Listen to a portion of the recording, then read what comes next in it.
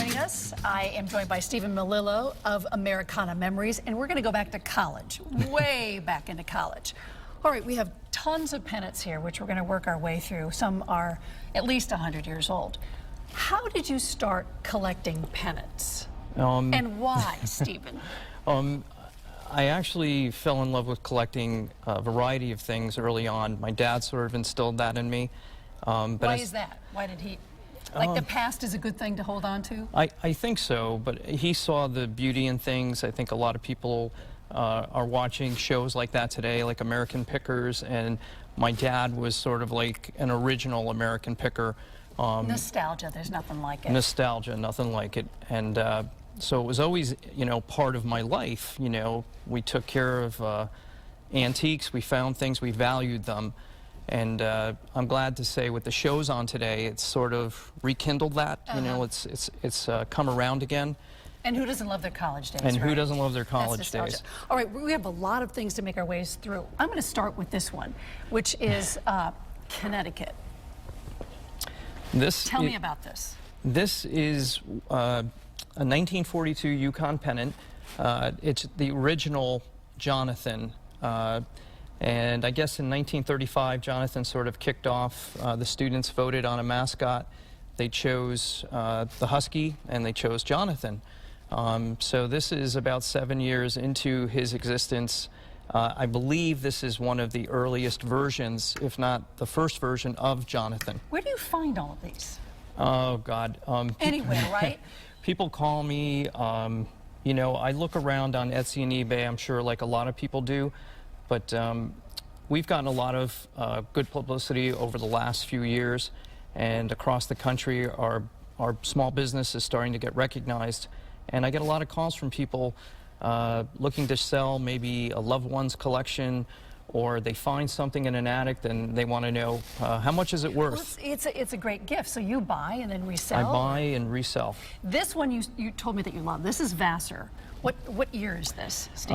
I'm guessing that's about 1905, somewhere in there. And you said people use these just to decorate with, even if they didn't go to Vassar. Even if they didn't go to Vassar, that's a great piece. It's a great conversation piece. A lot of these get sold in European markets, believe it or not. A lot of my customers are from Europe, and they buy things that they have no affiliation with other than they think it's kitschy. It's so retro. It's such an American thing. It really is. It's Americana, hence Americana Memories. .com, by the way. And you know, I appreciate the fact that they see it as art, because that's how I really fell in love with it. You are just passionate about this. I am passionate about it because it's preserving the past. A lot of these would end up probably trashed, because some people, like a lot of things, don't see the value in it. And I think I'm raising the consciousness and saying, hey, these have value, you know. Speaking of value, Nebraska. Now, we're not from Nebraska around here, but this is really, really big. Yeah, this is... What's the story behind this? And by the way, what do these run? Hundreds of dollars, correct? Yes, this Nebraska would retail for about $500. Wow. It's rare? It's rare. You do not see, this is probably about 60, 65 inches. And just in felt alone, it's worth a couple $100. Because it's wool. Because it's wool. Because it's wool. Wool felt. All right, from really big to smaller. All right, this is a Yale. Yep. What's interesting about the smaller pennants is the back, and these are collector's items. I'm gonna show you this. I don't know if we can get a close up of that, but this is from Hormel. Hormel, back in 1953.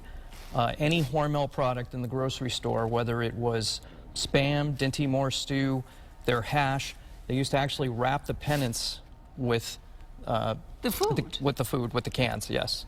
And you would get that for free. Yep, it would come with the purchase. You'd have to buy the Hormel, but. Yep. And then there are some smaller ones. Tell me the story behind this. This is Georgetown, those of you who are from Georgetown. That was actually a promotion by a company called Candy Kisses. They would actually put it in the little felt squares inside the box of candy. And when you bought your box of Candy Kisses, a variety of schools were inside, and people collected them throughout the years. I actually buy large collections of those whenever I can. I've never seen these before I met you. Yeah. I had no idea. Now, here's an NYU. This was another promotion from Red Ball Gum. Remember Red Ball Gum? I don't know if I remember that or not. I don't think it was regional. I think it was nationwide. People would go into the 5 and dimes, drugstores, and buy the gum. They'd open the wrapper, and if it said that they won a prize, they'd go back to the cashier with the wrapper, and they would get handed a pennant. Oh, I love this kitschy, as you say, kitschy. Kitschy. And then here's another one, and this is Swarthmore. That's a tobacco silk, a company called Egyptian Luxury back in the... So get a look at that. Yeah. It's thinner than, it's obviously silk, as It's you say, silk, not felt. yeah. It's about a 2 by 3 inch ribbon, and anytime you bought Egyptian Luxury tobacco, that was inside also as a prize. And you never knew what school you were going to You get. never knew what school you were going to get. Oh my goodness. Hormel, there were 99 different schools in the promotion. There's people all over the country that are seeking all 99. There are some schools that are... Do you have all 99 yet? Oh, I have all 99. Of course you do. Yeah, I have over 12,000 of these, and I get requests And you daily. have a storefront? Yes, I'm at 127 Worcester Street. We opened the store about 2 years ago. It's been a real fabulous response. The people love it. The people visiting New Haven love it because they come through for their pizza, and then they get to the corner walking off their meal and say, hey, what's this place? And you have plenty of Yale pennants, of Oh, course. I have plenty of Yale pennants. All right, so we have some little guys here that kind of go along with the collegiate days. What are these, Stephen? These are actually hand-carved in Italy by an Italian artist named Henri. It's kind of a funny story. He saw an American artist named Carter Hoffman was making these, and he decided, hey, I can make these too for the American market. So he got into the business, and they were imported all over America. And recently, in an old drugstore in California, 30 cases were found unopened. So a lot of these are seeing their first light of day in over 90 years. And you bought them all up? And I bought them all up, yeah. And it was like finding a treasure. It's, you cannot find stuff like that. I mean, it's a story, but it's a true story, and you just don't, it just doesn't happen very often. Right, and you can hang them as Christmas ornaments. Yes, Yeah. I've actually applied an eye hook so they're very, very lightweight, and they hang nicely on a Christmas tree. What do these sell for? The little ones sell for about $35. The larger ones go for $100. Because they're rare. Because they're rare. All right, this flag you love. It's the U.S. Army, and it's Camp Dix before it was Fort Before it Dix. was Fort Dix. This is, let's just hold this Yeah, we up. can hold this together. This is from my personal collection. I hope someday to frame this and actually present it at Fort Dix, because I think it would be nice in one of their common rooms. We've actually donated some items to West Point when they played Yale in football a couple of years ago. The cadets came by our booth, and we donated for their common areas some smaller pennants. But I'd love to get this to Camp Dix. What's the age? This is about 85 years old. 85 years old. It's in great condition. That's what, yeah, it's a really great find. They're not often found in this condition. Somebody loved this, and as you do. As I do, and I want to make sure, you know, that's part of collecting.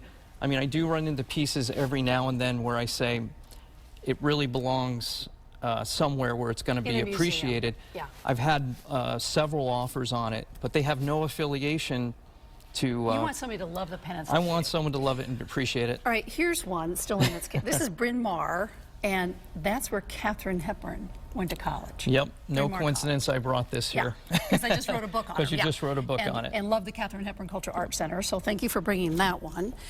This one you think Gino Auriemma would love. Yeah, Gino would love it. It's their first Final Four appearance, I believe, 1995. Obviously, they won.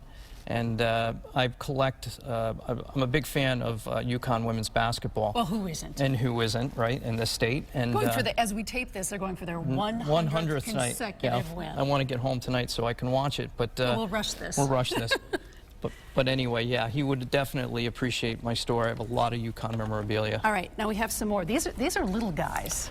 Yeah, these are also some of my favorites. They made 2 by 3 inch pennant strings, they were called.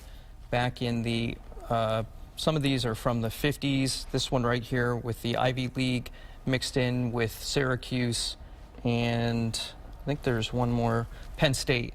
That's from the 40s. And I love the pennant strings because they represent a time when Yale was playing Penn State in football, Syracuse in football. I don't think that's going to ever happen again going forward, but and there's my alma mater at the top, Purdue. The original, yep, the original Big Ten. A lot of people want memorabilia that represents when they were at school, they were in school, how the conference was set up. So these get particularly valuable over time because people want what they had when they were there. What was there? What was the original Big Ten? Well, they have it for the whole life in their house. Exactly. Now, these, we're going to go to a bigger board over here. Sure. These pennants, you say, are your favorites, and why is that? I just love the mascot on all the pieces. This is a company called Collegian Gate of Ames. They were located in Iowa until 1967 when, unfortunately, the factory was burnt to the ground. Fire started, and it just leveled the factory. And they never rebuilt. They never rebuilt. They became Collegian Pacific, I believe, years later. But these are from 1967 on back for sure. We know that because of the fire, so we can date them. But people, these are the most sought after pieces by the average collector or just someone wanting something great and cool for their home. People love the mascots on their pennants. And what do these run? You're looking at over 300 for Michigan, Alabama, because of their recent success. Well, they're always successful. Well, I guess it depends how they're doing, right? It really does depend on how they're doing. How are the Boilermakers doing? And what would that? Boilermakers are always sought after. All these pieces are sought after, but right now, pieces like Alabama, and even Boston University, sometimes it's just based on the school itself. Boston University is going through a growth spurt, and people are really getting into the nostalgia. I want to ask you, what have you not found that you want to find? What's lurking out there, pennant-wise, that you just haven't been able to find? There's the series of actual pennants they made out of leather. Really? Leather. They're full size, and they're stamped, and they're leather. And some of them have the bulldog, the old Dartmouth mascot. All Ivy League? Most of them are the Ivy League that I've seen. You do not see them very often because, again, leather tends to dry, get damaged, and again, if no one's taking care of them and no one sees the value in them, they end up in attics and basements, and that's like... Right. But if you have them, he wants them. If you have them, I want them. Or if you have a piece that you have had for years and you've always wondered what the value is, feel free to email or call. All right, and that's AmericanaMemories.com. Stephen, thank you for bringing just a small portion of your collection. Just a small. And thank you for embracing the past, because obviously it has a place in the future. Well, thank you very much for having us. You're welcome.